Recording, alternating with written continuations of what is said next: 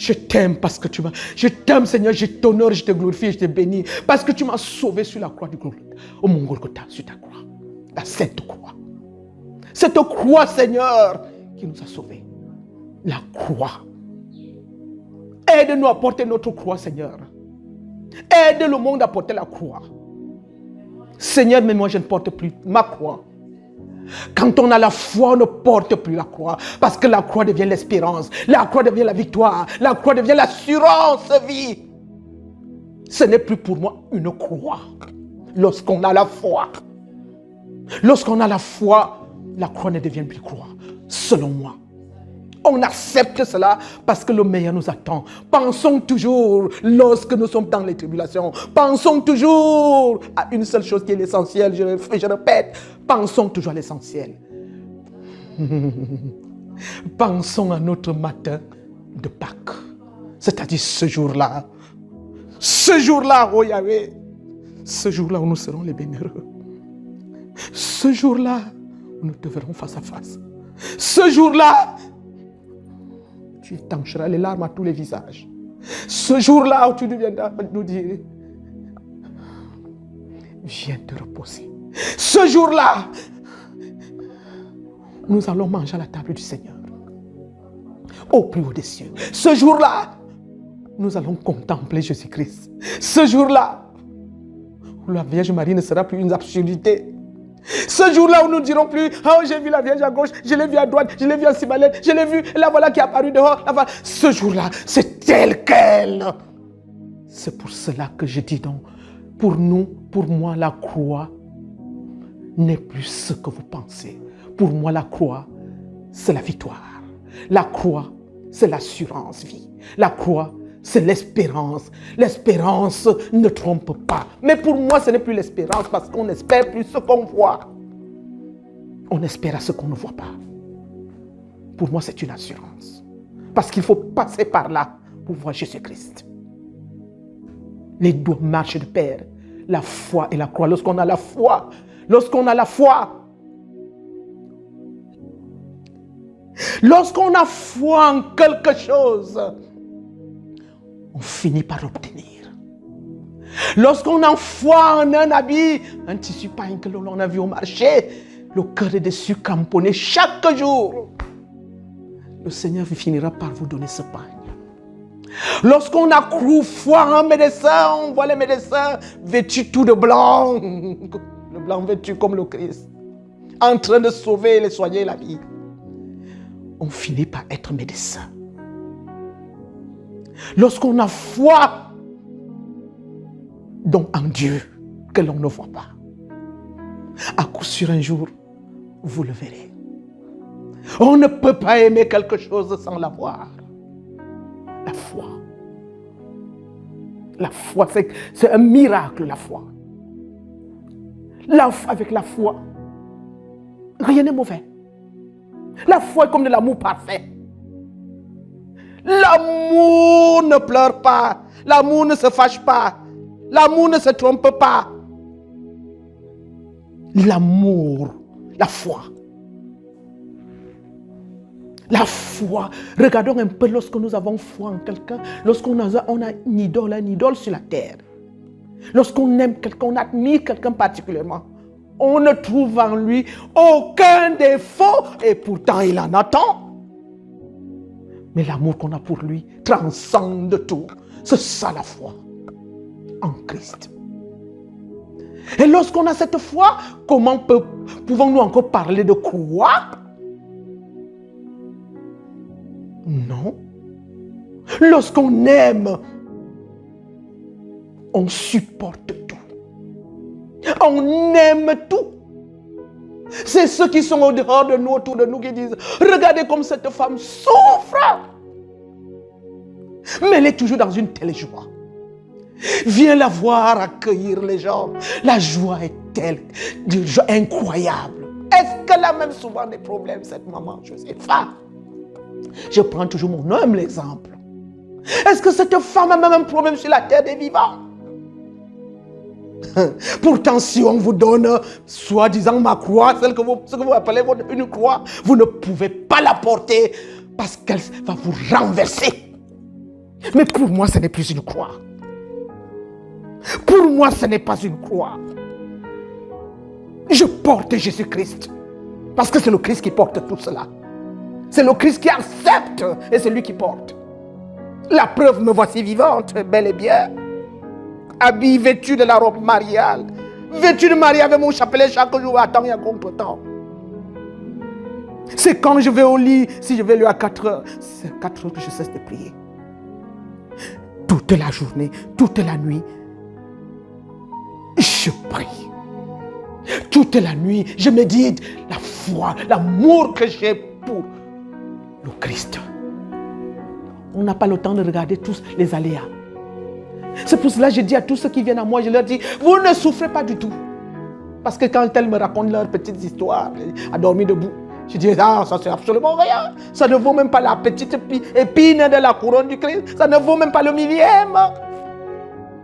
Je compare toujours cela par rapport à ce que je porte au-dedans de moi. Cessez de vous plaindre. Dieu vous aime. Dieu vous aime. Et je sais que le Seigneur me fait porter cela. Comme vous appelez croix, pour moi c'est une prise de croix, je m'en fous de tout cela. Autrefois ça m'a beaucoup dérangé, mais après, j'en rigole.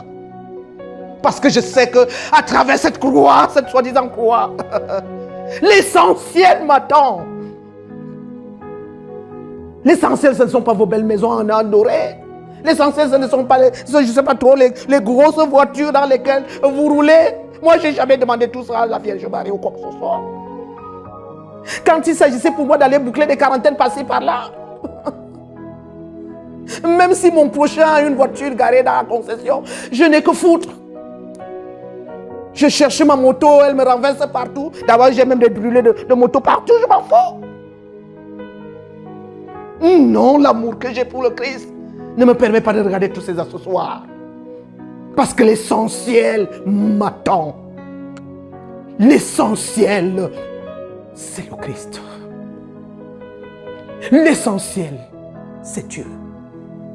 Lorsqu'on a l'essentiel, on ne regarde plus le reste. C'est Dieu qui gère le reste. Parce que je sais que l'essentiel m'attend. S'il veut ajouter à l'essentiel un par-dessus, comme on dit le par-dessus a sa place d'être. C'est-à-dire au-dessus de tout cela, s'il veut m'ajouter les bénédictions de toutes sortes, de tout genre, ça n'émane qu'au Seigneur de degré. Et je sais que ça ne peut pas manquer. Parce qu'on ne peut pas servir le Dieu vrai, le Dieu vivant, et ne pas être heureux sur la terre des vivants. Oui. Lorsque vous l'aimez, lorsque vous avez cette foi, il vous donne on appelle tout ça des supplémentaires. Il verse. Et quand il verse, c'est pour une raison déterminée. Même s'il m'a attribué des voitures, il m'avait attribué des voitures et quoi que ce soit.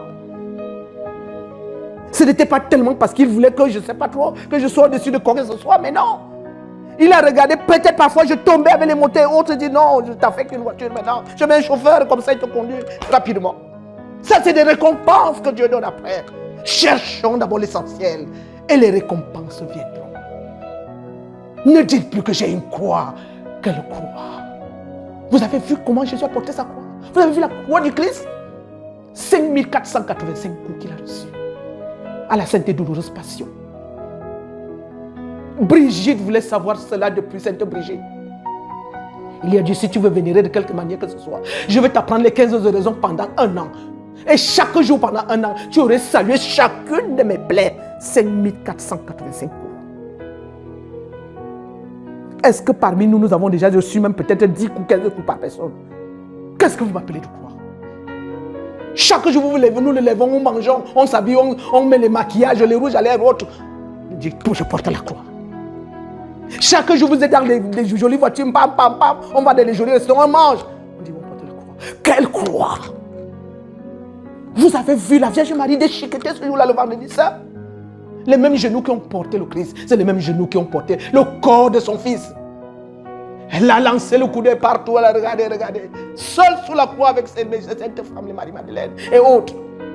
Elle a regardé, elle a dit, regardez, est-ce qu'il y a eu douleur semblable à la mienne sur la terre des vivants? Ça, c'est la souffrance. Est-ce que vous avez déjà souffert comme cela? Arrêtez-moi tout cela quand vous venez à moi. Vous venez rendre grâce à la Vierge Marie. Dis merci pour tous les miracles qui ont péri dans la vie. Parce que quand vous avez connu la Vierge Marie, vous allez de miracle en miracle. Oui. Tout cela, selon vous, ça se transforme en miracle. Acceptez cette petite épine qui n'est rien d'autre du tout.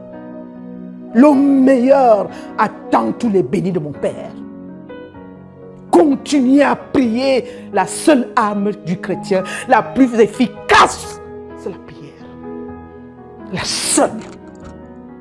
Au nom de Jésus-Christ, il commence par la prière, termine par la prière. Vous n'allez même plus vous rendre compte que vous avez une bosse sur le front. C'est les autres qui vont dire que regardez la bosse qu'il y a sur le front. Comme pour dire que vous ne vous souviendrez plus d'aucune croix. Si vous avez compris, vous êtes arrivé. Si vous n'avez toujours pas compris, vous êtes encore très loin du royaume des cieux. La foi, la croix, la croix, la foi change la croix en bénédiction. La foi change la croix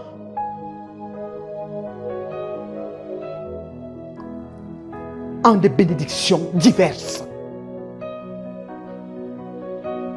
Oui, après l'enfantement, la femme ne se souvient plus de rien. Acceptez cela comme une femme en gestation qui est en transe de travail. Si vous avez remarqué comme moi, aucune femme n'a jamais été en travail. Et vous voyez ses larmes couler. C'est incroyable. Quelle que soit la douleur, aucune larme. Pourquoi? Parce que c'est que le meilleur arrive. Son bébé. Alors, lorsque vous attendez le bébé, pourquoi pleurer pour que ce soit pourquoi vous pensez que c'est une croix? Lorsque le bébé sort, on remet le bébé entre ses mains. La joie de ça. Aucune larme ne coule. Interrogez toutes les femmes du monde entier. Elles ne vont pas vous dire le contraire. Ayez cette foi-là. Et vous triompherez.